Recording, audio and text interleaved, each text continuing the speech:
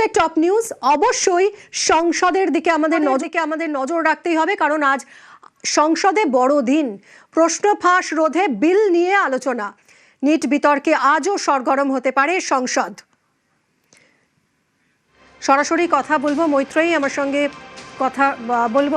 মৈত্রেয়ী, গতকাল আমরা দেখলাম যে বিরোধীদের হই হট্টগোলের মধ্যেই জিতেন্দ্র সিং, প্রধানমন্ত্রীর দফতরের প্রতিমন্ত্রী, তিনি এই বিল পেশ করলেন। আজ এই বিল নিয়ে আলোচনা করতে রাজিও হয়েছে সব রাজনৈতিক দলগুলো। অবশ্যই ওম স্পিকার তাঁর মধ্যস্থতায় এই অচলাবস্থা আপাতত কাটতে চলেছে। আজ আলোচনা হবে। আজ কি তাহলে বিল পাসের সম্ভাবনা? মিমি, একেবারেই দেখো, বিল পাশের আজকে একটা বড়সড় সম্ভাবনা রয়েছে। গতকাল অনেক রাত পর্যন্ত, রাত 11টার পরে পর্যন্ত কিন্তু এই যে সওয়াল জবাব এবং যে বিরোধীদের যে আলোচনা, সেই আলোচনা চলে এবং আজকে বেলা 12টার পর থেকে ফের আলোচনা শুরু হওয়ার কথা রয়েছে। এবং আজকে লোকসভার বিরোধী দলনেতা রাহুল গান্ধী তিনি বক্তব্য রাখতে পারেন, তেমনটাই এখনো পর্যন্ত সূত্র মারফত আমরা জানতে পারছি। এর পাশাপাশি সরকারের তরফ থেকে যে জবাবি ভাষণ হয়, সেই জবাবি ভাষণের পর আজই লোকসভায় এই বিল পাশের সম্ভাবনা রয়েছে। অন্যদিকে রাজ্যসভায় বন্দে মাতরম বিল নিয়ে আলোচনার জন্য সেটি নথিভুক্ত রয়েছে, কিন্তু এখনো পর্যন্ত বিরোধীদের যা মনোভাব দেখা যাচ্ছে তাতে কিন্তু মনে হচ্ছে যে রাজ্যসভাতেও বিরোধীরা এই নিটের প্রশ্নপত্র ফাঁস ইস্যুতে তারা তাদের আন্দোলন চালিয়ে যাবেন। এবং বিরোধীরা স্পষ্টতই তারা জানিয়ে দিচ্ছেন যে রাজ্যসভায় আলোচনা নিটের প্রশ্নপত্র ফাঁস এবং গত 20 তারিখ পুলিশের যে জোর খাটানো, বল প্রয়োগ করা, তার বিরুদ্ধে তাদের যে আন্দোলন সেটা তারা সংসদে চালিয়ে যাবেন। মিমি,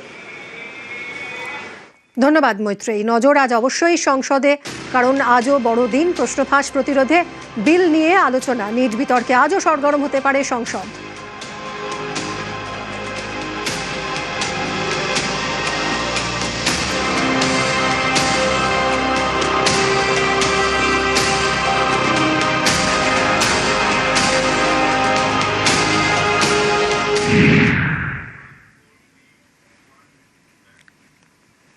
প্রশ্ন ফাঁস বিরোধী বিলে মঙ্গলবারও তপ্ত ছিল সংসদ। কংগ্রেস সাংসদদের মন্তব্য ঘিরে তুঙ্গে বাদানুবাদ। শিক্ষামন্ত্রীকে নিয়ে করা মন্তব্যের তীব্র প্রতিবাদ জানায় বিজেপি। প্রিয়াঙ্কার অভিযোগ খণ্ডন করে কংগ্রেস সাংসদের বহিষ্কার দাবি প্রহ্লাদ যোশীর।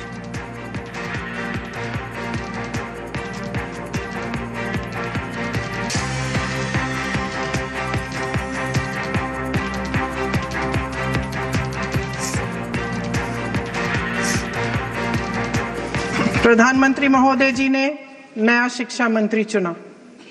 एक ऐसे व्यक्ति को इस पद पर आसीन किया जिसने एक गर्भवती महिला के बलात्कारियों की रिहाई पर अपनी सहमति व्यक्त की, खुशी जताई।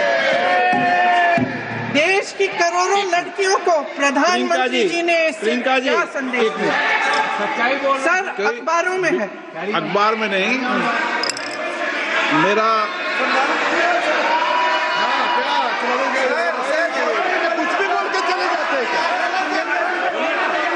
अभी हमारे वर्तमान नए शिक्षा मंत्री को जो उन्होंने टिप्पणी की, कैरेक्टर असैसिनेशन है एक तरीके से संसद में। डिबेट से पहले आपने अपील किया कि संसद में डिबेट का स्तर को नहीं गिराने चाहिए। उनके पार्टी के वो सीनियर लीडर है, जिम्मेदारी के साथ बोलना चाहिए। अगर पूरा ऑथेंटिकेट नहीं कर सकते हैं तो मैं ये मानता हूं कि उनको क्षमा मांगना चाहिए सदन से।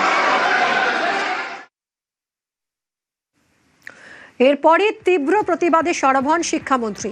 প্রিয়াঙ্কা গান্ধীকে ক্ষমা চাওয়ার দাবি, সাংসদকে বহিষ্কারের দাবিও জানান প্রহ্লাদ যোশী।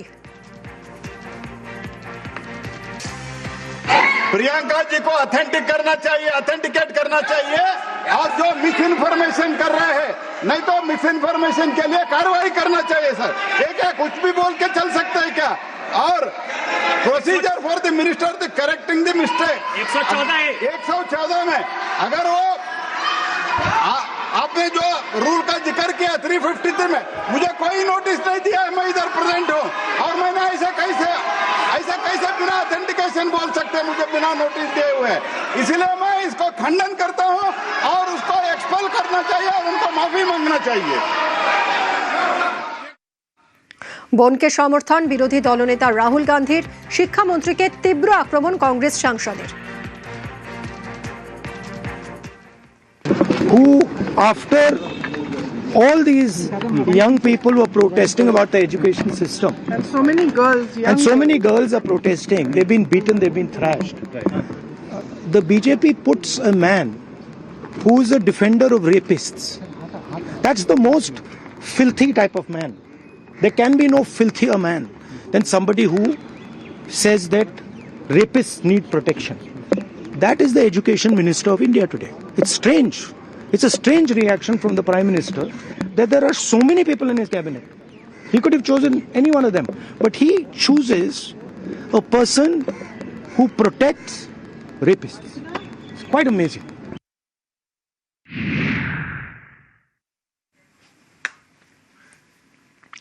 সোমবার বিক্ষোভে অচল ছিল সংসদের দুই কক্ষই। মঙ্গলবার মেঘ কেটে রোদ উঠল। কেন্দ্রের নিয়ে আসা প্রশ্নফাঁস প্রতিরোধ বিলের সংশোধনী নিয়ে আলোচনা হলো। বিরোধীদের বিলের আলোচনা নিয়ে আসতে পারা একদিক দিয়ে কেন্দ্রের সাফল্য, অন্যদিকে সংসদের মঞ্চকে কাজে লাগিয়ে প্রশ্নফাঁস রুখতে কেন্দ্রের ব্যর্থতাকে তুলে ধরার চেষ্টা করলেন বিরোধীরা। Thank you, sir. I rise here today to তৃণমূলের অভিষেক বন্দ্যোপাধ্যায় বিলকে সমর্থন জানালেও কেন্দ্রকে দোষারোপ করার সুযোগ হাতছাড়া করেননি। support this bill, but I want to make it very clear in the beginning.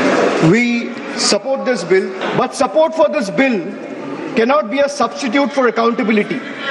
A stronger law is necessary, yes, but by itself is not sufficient. The bill that is being discussed is not a solution.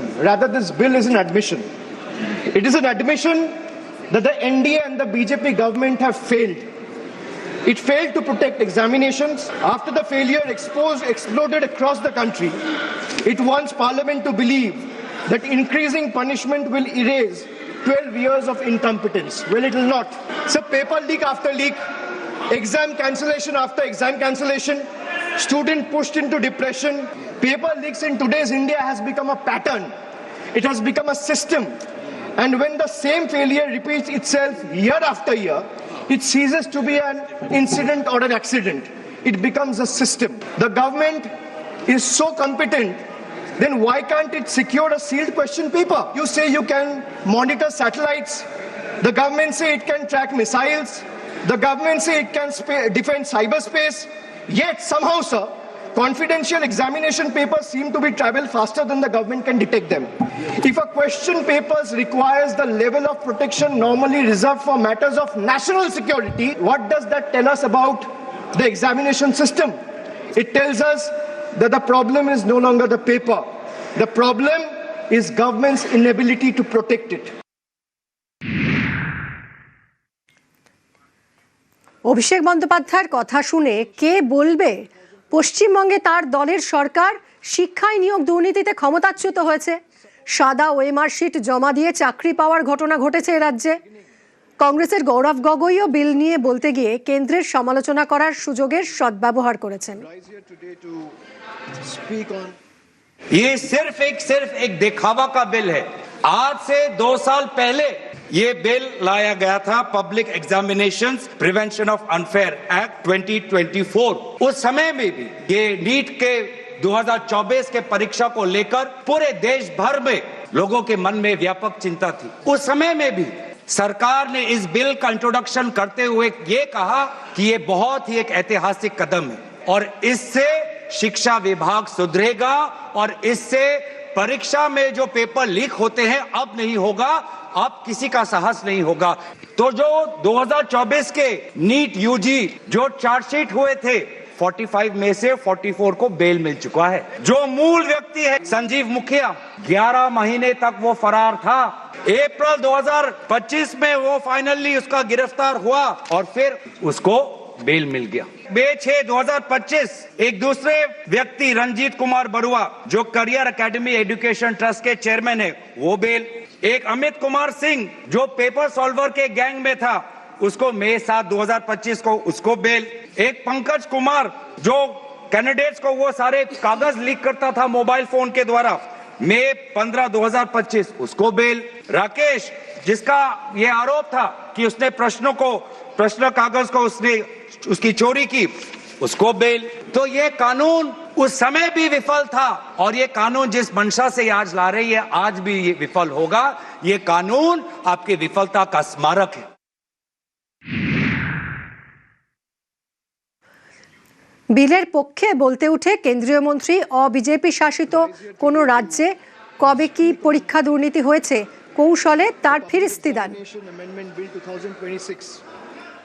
2009 Railway Recruitment Board, 2011 All India Engineering Entrance Examination, 2012 AIIMS New Delhi Entrance Paper Leak, 2013 Maharashtra Secondary Certificate Examination, 2010 B.Ed Entrance Examination Uttar Pradesh, 2012 Tamil Nadu Public Service Commission, 2009 West Bengal Joint Entrance Exam। और इसलिए ये सोचा गया कि overall public examinations को लेकर के एक व्यापक सामूहिक व्यवस्था विधेयक लाया जाए। भारत सरकार में 4 प्रमुख रिक्रूटमेंट एजेंसीज हैं, UPSC, staff selection commission, railway recruitment board और इंस्टीट्यूट ऑफ बैंकिंग पर्सोनल। और इसी तरह से हायर एजुकेशन एडमिशंस के लिए नेशनल टेस्टिंग एजेंसी, उसका गठन भी 2017 में किया गया था इसी सरकार द्वारा। अब आप कह रहे हैं कि डेट्स क्यों बता रहा है, वो इसलिए 1992 first time there was a recommendation made to the government of India, the then headed by the Congress party, that there should be a common testing national agency. It was 1992। Then in 2010 during UPA rule, there was again a committee which suggested, I don't know why this was not given due consideration, for whatever reasons and for whatever interests. So I think you must compliment Prime Minister Modi and this government. It has finished an unfinished task which you should have accomplished.